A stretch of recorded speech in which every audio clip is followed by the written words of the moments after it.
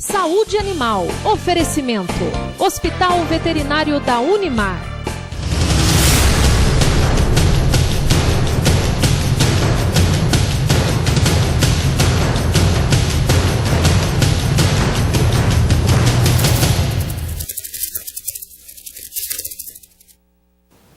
Olá, sejam bem-vindos. Começa agora mais uma edição do nosso programa Saúde Animal. E como você já sabe, você principalmente que acompanha as nossas edições, todas as quartas-feiras à noite nós temos um encontro marcado para conhecer um pouquinho mais detalhes, o dia a dia, a rotina do profissional da área de medicina veterinária. E é sempre um mundo, né? Um universo de informações. E na maioria das vezes a gente não faz nem ideia, né, de como a vida deles é corrida e nas diversas áreas em que eles atuam, até chegando à saúde pública. Então a gente tem muita alegria, né, e a satisfação, principalmente com o apoio do professor Dr. Fábio Manhoso, que é o diretor do Hospital Veterinário da Unimar, coordenador do curso de Medicina Veterinária, e graças a ele esse projeto nosso aqui já está completando 9 anos. Então é com muita alegria que a gente mais uma vez chega aí à sua casa para trazer mais informação relacionada à medicina veterinária. Hoje, por exemplo, nós vamos falar sobre piometra em cadelas e gatas. O nome é complicado, parece difícil, mas nós temos um especialista aqui para explicar para a gente o que é que significa essa doença. Então nós vamos conversar com o médico veterinário residente, Rafael Siraguzzi. É isso, Rafael? Seja muito bem-vindo, é um prazer recebê-lo aqui no nosso Saúde Animal.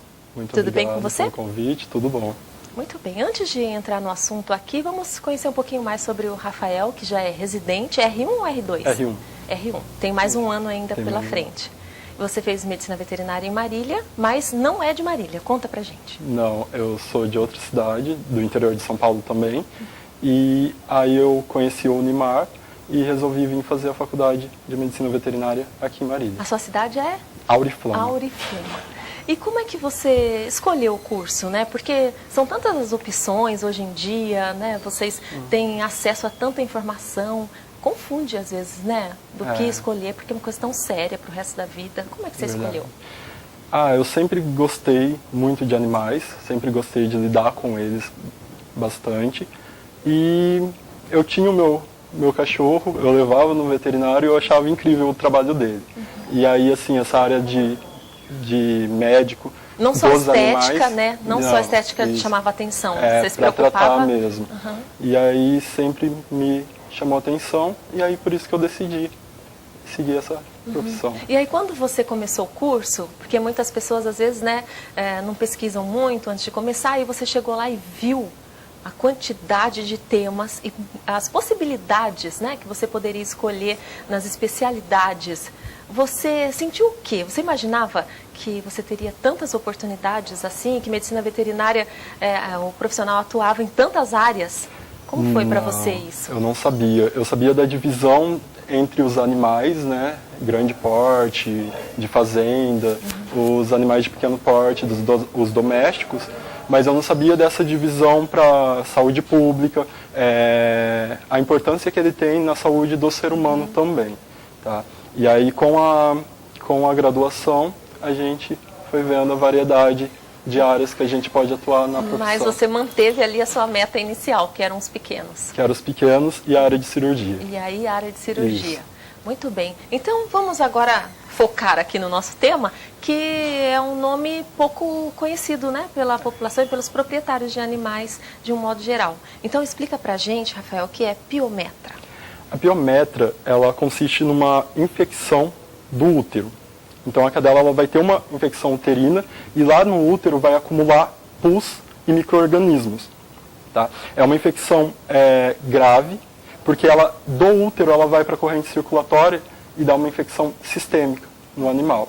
Então ele vai entrar em um quadro sistêmico de uma infecção e podendo ir a óbito. É bem grave mesmo. Em quais circunstâncias o animal é cometido por essa infecção? Ele tem que estar fraquinho, né? Ou a cadela após o parto, ou antes do parto, novinha ou mais velhinha? Em quais circunstâncias isso acontece? Ela é ocasionada por uma desregulação hormonal. que acontece. Geralmente ela acontece em cadelas e gatas de 8 a 12 anos de idade. Então as mais velhinhas, elas têm mais predisposição de ter esse desbalanço hormonal que vai ocasionar a piometra. E vai levar a alterações no útero que vai ocasionar essa infecção. E também, como é hormonal... Tem alguma relação com o SIL? Ela acontece, geralmente ela acontece de 1 mês a 2 meses após o SIL. Que é uma das coisas que faz os proprietários confundirem, porque eles confundem a secreção que ela apresenta com o SIL. Então eles acham que o animal está apresentando um outro SIL. E na verdade ele está com uma infecção grave.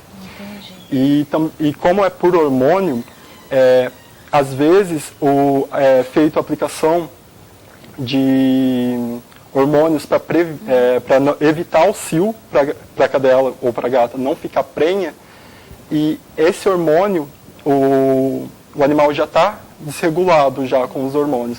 Após o SIL, faz a aplicação desses hormônios e causa a piometra. Entendi. Então você vai tentar acertar uma coisa e piora a outra, né? Exatamente. O animal fica suscetível justamente por essa aplicação do hormônio. Exatamente. O hormônio, ele vai estar... O que mais causa, o hormônio ele vai estar elevado, a concentração do progesterona. E é feito uma aplicação a mais. De progesterona. De progesterona. Tá? E pode ser feito pelo estrógeno também, tá? Só que o progesterona é o que mais vai causar. Então, você tocou num ponto interessante, né? Porque o proprietário tem que estar atento ao animal, né? Sempre, o tempo todo. E algo que às vezes saia do comum, e no caso do SIL, como você disse, né? E ele tem que estar atento ao período entre um SIL e outro. Sim, é muito importante. Qual que é esse tempo assim que a gente tem que manter atenção, porque se acontecer algo entre um e outro, já correr para o médico veterinário? Então, mais comumente acontece entre o primeiro e segundo mês após o SIL. De 4 a 8 semanas após o SIL, ela tem esse aumento dos hormônios reprodutivos que vai ocasionar a piometra. E entre um SIL e outro? Entre um SIL e outro. Quanto tempo a cadela entra no SIL e depois ela vai entrando no SIL, né? Isso. E qual que é o período entre um SIL e outro? Então, o normal é que elas tenham 2 SILs ao ano. Tá? Então, geralmente, de 6 em 6 meses ela tem. Porém, isso, com o passar do tempo, conforme vai aumentando a idade dela, ela vai ficando mais adulta, pode ir aumentando esse intervalo entre um SIL e o outro. Então não é tão difícil perceber que há algo anormal, né? Uma secreção diferente no animal, né? Porque se fosse um SIL mais próximo, você poderia até confundir que era o SIL. Só que isso da secreção, ela ocorre no caso da piometra, que a gente chama de piometra aberta. Que aí o animal vai eliminar essa secreção. Porém, o animal pode ter a piometra fechada, que ele não elimina a secreção e ele está com essa infecção lá dentro e está aumentando lá o útero e com a infecção e aí qual é o sintoma? Então, o animal ele já vai apresentar uns sinais sistêmicos da infecção. Por exemplo, o animal pode apresentar vômito, ele pode apresentar ingerir mais água do que o comum, o que não é uma coisa muito fácil do proprietário perceber, mas ingerir mais água, urinar mais, o abdômen dela expande. Então, também eu já ouvi proprietário falar que achava que era prenhez, que estava prenha e não, estava com o abdômen dilatado e era piometra. E por estar fechada, não tinha secreção. E aí depois do diagnóstico, dependendo da situação, tratamento vai de medicamentoso ao cirúrgico ou é cirúrgico de uma vez? É cirúrgico. O tratamento da piometra, ele consiste na castração. A gente vai fazer uma castração. E também tratar os sinais sistêmicos da infecção que ele está tendo também. Sim. Porque não adianta só a gente tirar a fonte de infecção, que é o útero, e não tratar os outros problemas que ele vai apresentar. Né? Sim, porque caindo na corrente circulatória vai afetar fígado, rim, outros órgãos dependendo também. do estágio, né? Exatamente. Por isso que é importante a gente tratar sempre, o mais rápido possível, a gente começar o tratamento dela. E aí depois a recuperação, no caso das cadelas? Então, eu sempre comparo com a castração com o animal sadio, com a castração com a cadela com piometra. Quando a gente pega um animal com uma cadela com piometra ou uma gata com piometra, o útero, como ele está dilatado, ele está com secreção lá dentro, ele está com pus, com uma infecção, ele está inflamado esse útero, ele dilatou, a parede do útero ele está mais friável, ela está mais frágil. Mais sensível. Então, assim, é uma cirurgia mais delicada que a gente tem que fazer. Tá? Então, por isso que é importante a gente prevenir os animais de T. E eu estou falando cadela aqui porque eu queria separar depois, né, ou agora já a partir desse momento, a gente falar das gatas. Né, se há muita diferença e como é que acontece todo esse processo do diagnóstico até o tratamento cirúrgico com as gatinhas. Como é que funciona? Então, em gatas é menos comum acontecer, tá? Acontece também. Porém, em gata acontece mais por causa da aplicação mesmo dos hormônios para evitar o cio. Então, assim, a causa mais comum dela é por isso. E aí depois, já instalada a doença, os sintomas são os mesmos do cão, da cadela? Sim, sim. E, assim, algumas coisas podem mudar. Porque gato é mais difícil, né? Porque o vômito, por exemplo, a gente percebe no gato? Percebe. Ele vai vomitar também. E o abdômen também vai expandir. E ele vai beber mais água. Também. Olha só. E urinar mais também. Nas fezes tem alguma diferença? Não. Não, né? Porque o que às vezes a gente mais preocupa é com a diarreia, né? A diarreia. Que chama mais atenção. Dependendo do grau da infecção, de como, pode ser que apresente sim, mas não esperar, é tão comum. Por isso que eu estou perguntando, porque às vezes a pessoa só se mexe quando vê a diarreia. Então, esses sintomas que você já trouxe o alerta, né, para a gente prestar atenção. Às vezes falar está bebendo muita água, às vezes é o tempo está muito seco. Mas tudo que sair do normal é bom dar uma olhada, né? E como uma infecção, como ela não está bem, o paciente não está bem, o proprietário vai perceber também o comportamento dele. Tá? Que ele está mais triste, que ele está mais... E dependendo do animal, né, que a gente tem o hábito de pegar, ele deve sentir mais dor, né? Normalmente então vai ficar mais arredio. Normalmente eles sentem, tanto que no exame físico que a gente faz neles, a gente palpa o abdômen deles, tá? Para perceber tanto o aumento do útero, quanto a sensibilidade deles ali. Não é uma forma de diagnóstico definitivo. Sim, mas é um primeiro sinal. Isso, é um sinal pra gente que a gente pode suspeitar disso. Então, o proprietário também, né? Se for tentar, se tem o hábito de pegar o animal, o gatinho ou a cadelinha, e aí sentir que a hora que pega, ela já... né, dá um sinal assim de incômodo, né? Porque o cachorro ainda chora, né? O gato que é mais difícil, né? Ele já é arredio por natureza, né? Mas se ficar fora do comum, aí... Alguma coisa está errada. Alguma coisa está errada com ele. Realmente é uma doença mais comum do que a gente imagina, né? Muito comum. E eu acho que vem mesmo, como você falou, a prevenção, que é a castração. A prevenção é a castração e... Como o uso de hormônios ele tem esse efeito colateral, então a gente tem que saber fazer as coisas certas também. Tá? Mas assim, a prevenção mesmo, a profilaxia da piometra é a castração. Que é a melhor forma da gente evitar, a gente faz a castração e o paciente não corre esse risco. E além disso vai prevenir outros problemas também que o paciente pode apresentar. Às vezes a pessoa tem dó, né, de fazer, porque dizem que no macho é menos complicado, né, até mesmo a recuperação, do que na fêmea. É um mito? Ou é verdade? Um pouquinho é verdade, né? Porque é diferente. A cirurgia no macho é um pouco menos complicada, sim. Só que a recuperação da fêmea também, num paciente saudável, é uma recuperação muito rápida, é uma recuperação muito boa. Vale a pena, né, passar por esse momento, já que se você não tem interesse, né, de deixar o animal para reprodução, exatamente, vai beneficiar em todos os sentidos o animal, né, pensando no futuro desse animal. Rafael, vou parar aqui um pouquinho para chamar a palavra do aluno, que é um espaço também que a gente tem a oportunidade de ouvi-los, né, sobre essa experiência durante a graduação. Vamos lá.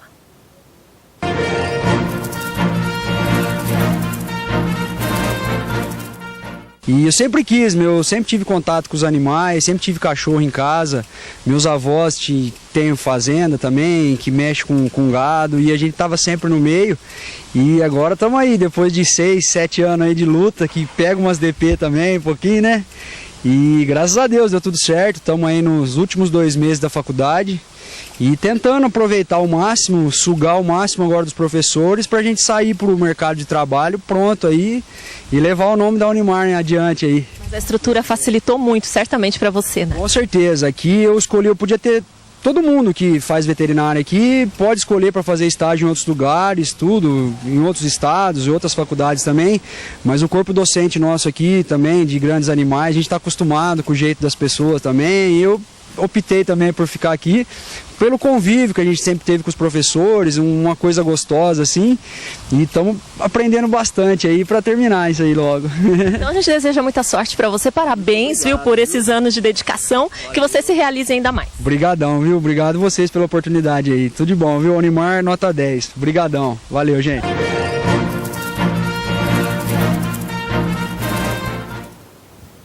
E o ânimo, disposição, gostoso esse clima, né, sim, da universidade. É um momento que, pro resto da vida, com né, certeza, Rafael, tem que aproveitar bastante.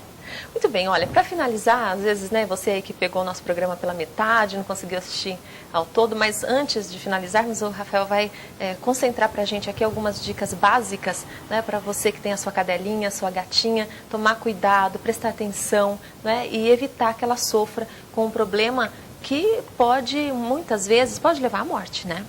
É muito comum. Se não tratado rapidamente, se a gente não tratar rapidamente, não levar um médico veterinário logo para ser tratado, é muito comum o animal ir ao óbito, sim. Então nós vamos, o Rafael vai agora para a gente só dicas básicas, né? Para a gente prestar atenção e, obviamente, procurar um médico veterinário, que isso sim faz toda a diferença.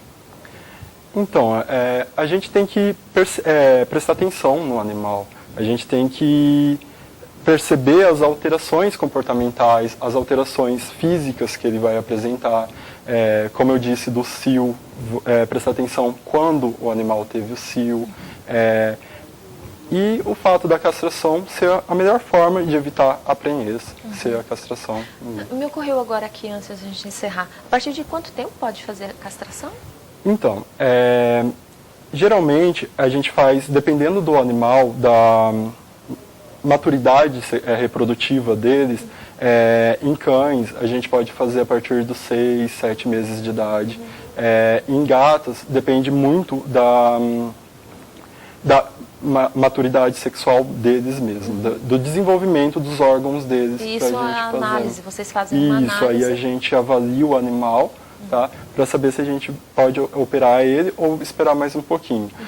Porém, é sempre importante a gente não esperar muito, porque ainda tem um mito que tem que esperar o primeiro cio para castrar. Por isso que eu estou te perguntando.